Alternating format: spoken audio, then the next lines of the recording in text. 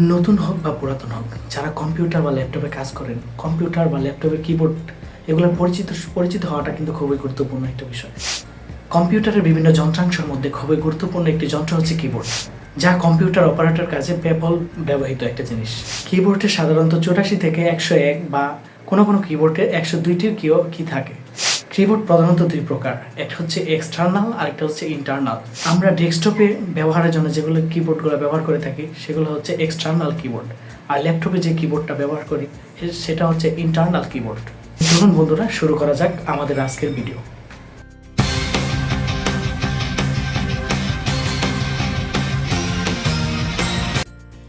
ব্যবহারের উপর ভিত্তি করে কিবোর্ডকে সর্বমোট 5টি শ্রেণীতে ভাগ করা যায়। 1 নাম্বার হচ্ছে ফাংশন কি, 2 নাম্বার হচ্ছে অ্যারো কি, 3 নাম্বার হচ্ছে আলফাবেটিক কি, 4 নাম্বার হচ্ছে নিউমেরিক কি। নিউমেরিক কিকে আবার লজিক্যাল কিও বলা হয়। 5 নাম্বার হচ্ছে বিশেষ কি। চলুন এখন আমরা ছকের মাধ্যমে এগুলো দেখব। উপরে যে F1 থেকে F12 পর্যন্ত 12টা বোর্ড মার্ক করা, এই মার্ক করা কিগুলোই হচ্ছে ফাংশন কি। এই কিগুলো দিয়ে অনেক কাজ করা হয়, বিশেষ করে প্রোগ্রামিং কাজে এগুলো বেশি ব্যবহার করা হয়, অনেক কমান্ডও দেওয়া হয়। 2 নাম্বার হচ্ছে অ্যারো কি। অ্যারো কি অর্থাৎ উপর নিচে কোনো কিছু উপরে নিচে করতে, ডানে বামে করতে এই অ্যারো কিগুলো ব্যবহার করা হয়। 3 নাম্বার হচ্ছে আলফাবেটিক কি। ইংরেজি যে এ থেকে জেড পর্যন্ত 26টা বর্ণমালা এবং এই বর্ণগুলোর ভিতরে বাংলা যে বর্ণমালাগুলো রয়েছে এই 26টাই মূলত হচ্ছে আলফাবেটিক কি। 4 নাম্বার হচ্ছে নিউমেরিক কি বা লজিক্যাল কি। সাধারণত 0 থেকে 9 পর্যন্ত যে সংখ্যাগুলো এগুলোই হচ্ছে নিউমেরিক কি। এখানে নিউমেরিক কি দুই পাশেই রয়েছে, আপনারা এখানে ছকের মাধ্যমে দেখতে পাচ্ছেন। এই যে এগুলো হচ্ছে নিউমেরিক কি 4 নাম্বার। আর 5 নাম্বার হচ্ছে বিশেষ কি। মূলত আমরা এতক্ষণ যেগুলো পড়লাম, ফাংশন কি, অ্যারো কি, আলফাবেটিক কি, নিউমেরিক কি বা লজিক্যাল কি, এগুলো ব্যতীত যত কি আছে সেগুলোই হচ্ছে বিশেষ কি।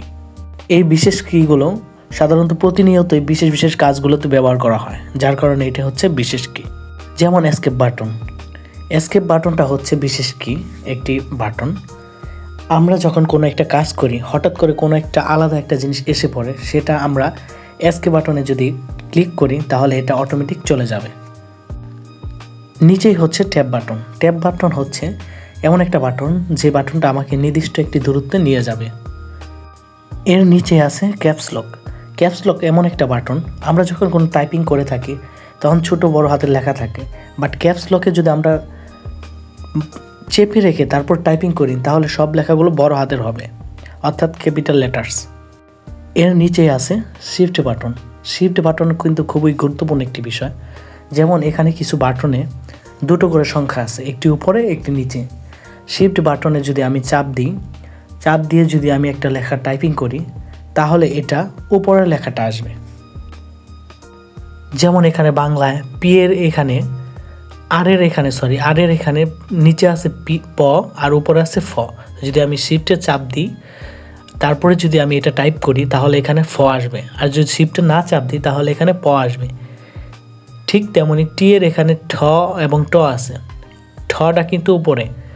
তো আমি যদি শিফটটা চেপে রেখে টি বাটন ক্লিক করি তখন এখানে আমার ট এর জায়গায় ঠ আসবে। এরকম করে প্রত্যেকটি বাটনই এখানে শিফট বাটনে টাচ করে রেখে আমরা যদি ক্লিক করি তাহলে উপরের অক্ষরটি এখানে শো করবে। এখন নিচে যে 3টা কি আছে, কন্ট্রোল, উইন্ডোজ, আলট্রা, এগুলো বিভিন্ন কাজের ক্ষেত্রে বিভিন্ন সিস্টেমে ব্যবহার করা হয়।